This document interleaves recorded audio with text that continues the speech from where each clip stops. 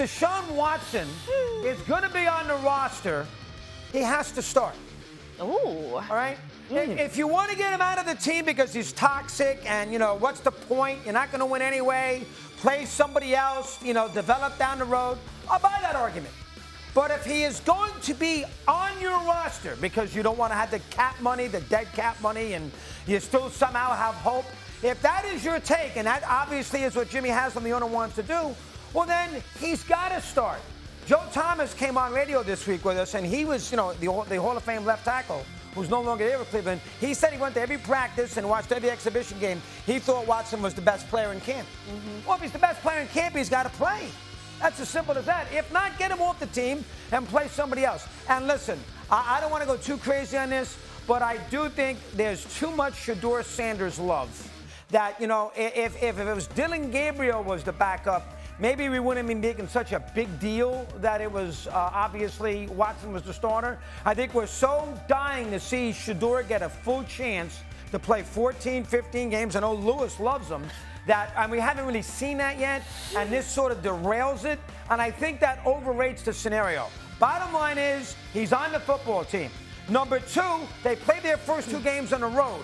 So you can't sit there and tell me he's going to get booed week 1. If he wins his first 2 games, he'll get a standing ovation when he goes back to Cleveland in week 3. You know how fans are. Look at LSU. They'll root for anybody if their team can possibly win. So the idea that this unbelievable anti-Deshaun Watson sentiment, how in the world is he starting, to me is silly. If he's on the team and the owner decided to keep him on the team, and if he played better in the 3 months or 6 weeks of training camp, he has to start. All right, I want to leave it there. 3 of the first 5 games are on the road. Kevin, you and I were on TV talking about this early in the week with Dan Orlovsky. I want to get your take on what Mad Dog just said. They have to keep him on the roster because of the money. Right. That's it. So you're saying that if he's on the roster, which he has to be, otherwise it's the biggest dead cap charge in history by far. It could be the biggest dead cap charge in history next year. I mean, they've got so much dead money. I mean, it is crazy. So he's going to be on the roster. I think the biggest solution is, okay, he's on the roster, just send him home. That's what I would do. Just send him home. I just don't. He's protected on the roster because of the restructures they've done the last few years in the salary cap. But what about the fact that in camp, not in the preseason game, but in camp, he has looked better than Shedeur? I think it's close. At the camp I was at, Shedeur played better. I think it was close, and if it's close, you always go with the younger guy. What do you think, Lewis? Camp practices, but Joe knows. Maybe he did look better in what he has seen. It's all subjective anyway. In the preseason games, from what I've seen, he doesn't look markedly better than Shedeur. And we know that he's not going to be the long-term future. We know, in all likelihood, he's not the long-term future. So just because he's on the team, I don't think he needs to start. I have said all along, the best player needs to start. And if they believe he is going to ultimately be the best player, then fine. I don't have any problem with it. I don't care about his feelings about he wants to start on the road. He feels disrespected at home. I don't care about any of that. I'm not really concerned about Deshaun Watson's feelings. All I care about in Cleveland, having played there for 3 years, is this. They get something competent at that position in terms of performance. I don't care who it comes from. Amen. All right. Good job. All right, last one. Quickie. When baseball spring training ends in March 25th, the baseball season starts in 36 hours. Opening day, big day, festive afternoon of Friday. When the NBA ends, preseason, Knicks Sixers will play in 2 days, 3 days. I'm sure we'll be all over it. LeBron at Madison Square Garden, the banner and everything else. Hockey, they finished their little preseason. They play 4 games. They start right away. It drives me crazy. And now it's even worse because they moved up the preseason. The last game is like Thursday and Friday. There's only 2 games this weekend in preseason football, if you're into that. 2 games on Saturday. The rest is Thursday and Friday. Let's forget the Seattle game for a second. It's an outlier game. And in Melbourne, Australia is Melbourne, Australia with the Rams. You got to wait 15 days before you get NFL regular season. I mean, they're going to end the NBA, NFL regular preseason basically on August 27th, August 28th. And you got to sit there for 2.5 weeks before you got a game again. I mean, these teams take advantage. They want the full 16 days. And I understand health and everything else, but it's a killer for the fans. Preseason is tough enough to get into. Now we're going to sit through preseason. We know we've been doing it every day here since May. It's not easy. It's tricky. You do it every day. Lewis is in on 2 shows. I don't think I do it once a week. Lewis and Kevin are in every day. You got to do it until August 27th. Oh, and then, by the way, guys, there's no football. You want to make a big deal about the Seahawks game against the Patriots? It's only 1 game. The first Sunday of the year, week 1. Games, 1 o'clock, 4 o'clock, both Fox, CBS doubleheaders at 4:30. The Sunday night game, Denver, Kansas City on our game on Monday night. It's 17 days away, for crying out loud. So I'm going to be sitting there with a bum shoulder. Let me finish, Louie. I'm going to be sitting there with a stupid sling on, all looped up. That's what he's mad about. Because I got to sleep on a recliner with my wife taking care of me with their shoulder rotator cuff, waiting for football, and I got to wait 17 lousy days for it. Number 3. Okay. Let's stay in the NFL, guys. And we're going to talk about the Patriots because ESPN's Bill Barnwell released his top 5 list of NFL teams most likely to decline this season. And the Patriots make this list along with the Broncos, Bears, Jaguars, and Panthers. Bill predicts 5 of the 8 division winners from last year will take a step back, including the 2 teams that played for the AFC Championship last year, the Patriots and the Broncos. That's a big take, Doggy. What do you think? I think the Broncos. Go look at that schedule. I know, I'm big on schedules. We know.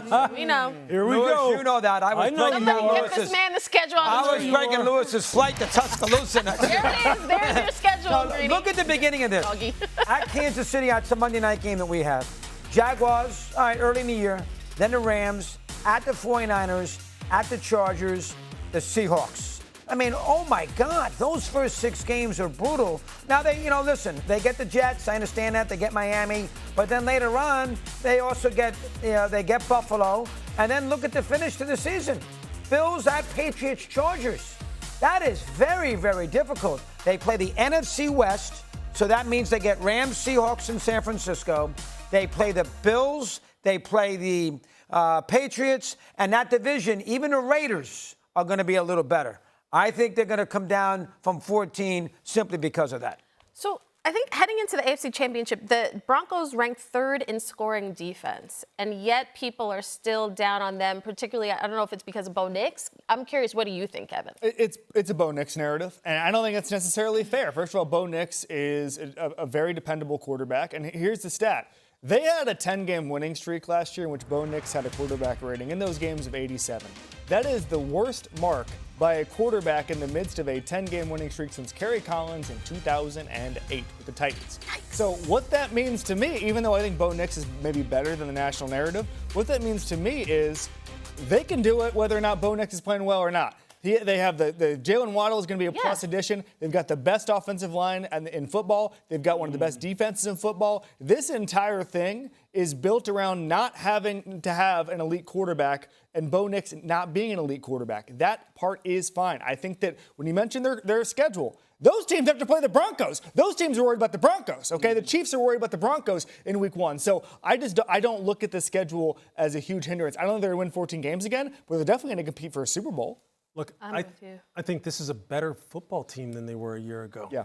They're a better football team. I don't believe in regression for the sake of regression simply because the law of averages catches up to a football team. I hate that argument. I don't like that argument. The NFL is a personnel-driven league. It is about players. It's about talent, and it's about coaches who can take that talent and have it play 11-on-11 football. Look, when you're talking about Bo Nix, would you like for him statistically to be up there with the Josh Allens and Jordan Loves? Well, of course, because that's easy then, right? Then you can say, well, of course the Broncos are going to be there in the very end. But see, as soon as quarterback play starts to become middle of the pack, people don't want to kind of look at the other positions on this roster. And you tell me where the glaring weaknesses are for the Denver Broncos. You tell me where they haven't improved. If there's anything right now, look, if there's something you want to point to, let's point to this. How is Davis Webb going to really, adjust to being the primary play caller? And what is Sean Payton's influence going to be on Davis Webb now being the primary play caller? Are they going to commit to the running game, which is something that Sean says he wants to do a little bit more? And if they do, look, I'll tell you what. The combination of R.J. Harvey and Jonah Coleman, look out now. that'll be as good as any in the NFL. That is a great 1-2 punch right there. Wide receivers, offensive line, you already talked about, one of the best in the NFL. Defense is going to hold it down. They're gonna do what they need to do. They will be as good as they were a year ago. I just don't see it. And when we talk about like teams like the Patriots, like naturally people think that they're going to regress as well because they took advantage of an easy schedule last year. They got the Broncos, ironically, without Bo Nix, and then that's how they got to the Super Bowl. The Patriots are a much better football team in 2026 than they were in 2025. They are much better. The offensive line is stronger. The wide receiver core is better. The number one question that they have is on the defensive side of the football, can they rush the passer on the perimeter? Have they upgraded that? Is Gabe Akers going to be that guy, the draft pick from Illinois? Is Draymond Jones going to come through? They've got the defensive tackles. They got the linebackers. They got a hell of a secondary. They're a better football team. Kevin, are they a better football team? What's your follow-up? They are, and I think that's the signal. The Jalen Waddle trade to me, Lewis, was Sean Payton saying, the AFC is wide open because we don't know about the Chiefs right now. The Chargers are still the Chargers, right? We have to figure that out. The Bills and the Ravens are in flux with new coaching staffs. There's so many questions. The Bengals still have to prove it on the field. There's so many questions that going all in on a deep threat like that with Jalen Waddle, this is the year to go all in. You mentioned the fact that Sean Payton for the first time in his career is not the primary play caller. That's intriguing to me, but he's in the building. He'll still be putting together these game plans. I'm not worried about very much in Denver.